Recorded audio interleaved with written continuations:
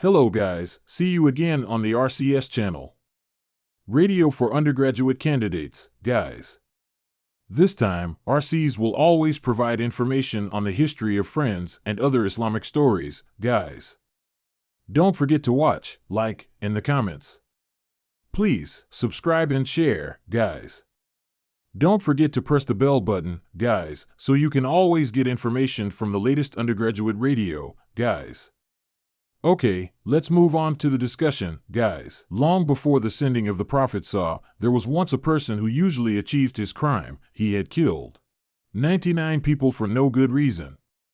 However, suddenly moved in his heart to repent, only he was confused whether there is still a chance for him to return to the path of goodness. People around him suggested meeting a monk to ask about it. When he arrived at the monk's residence, he told of his anxiety and his desire to repent. The monk asked, "What is your fault?" He said, "I have killed 99 people for no good reason." "What?" The monk exclaimed in surprise. "Killed 99 people for no good reason." "What?" The monk exclaimed in surprise. "Killed 99 people? There's no way for you. The right place for you is hell." The man was very disappointed and angry. He realized that his mistake was so big.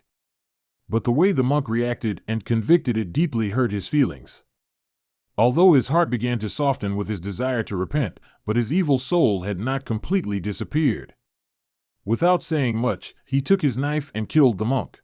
It's already 100 innocent lives that have flown in his hands, but the divine call to repent keeps bothering him. It's just that he doesn't know what to do.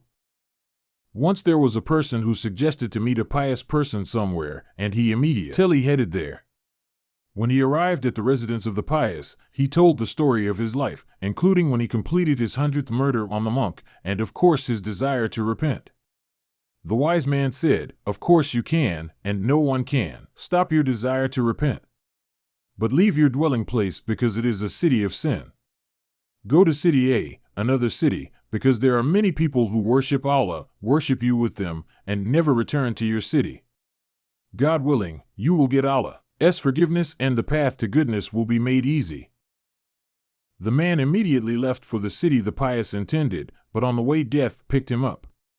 Two angels came to pick up the man's soul, one angel of mercy and one angel of punishment, torment.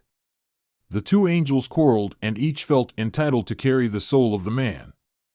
The angel of mercy said, "He has walked to Allah with all his heart."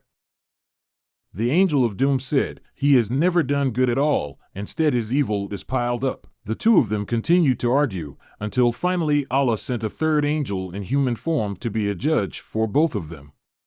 After each submitted his opinion, he said, "Measure the distance of the two cities from the place of his death, whichever is mercy," and he obtained Allah's forgiveness.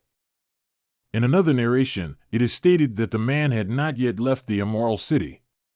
But God really wanted to forgive him, so from the place of his death, the city of goodness and worship was called closer, and the city of evil was repelled away until the distance between the two was only an inch apart, closer to the city of goodness. That's the story of Islamic history, guys. That's been summarized by the Radio for Perspective Scholarship, guys. Let's just take a lesson from that story, guys. Don't forget to subscribe, guys, so you can build this channel so it can grow, guys. RCS will always give information on other historical stories, guys. Thank you to friends who have subscribed.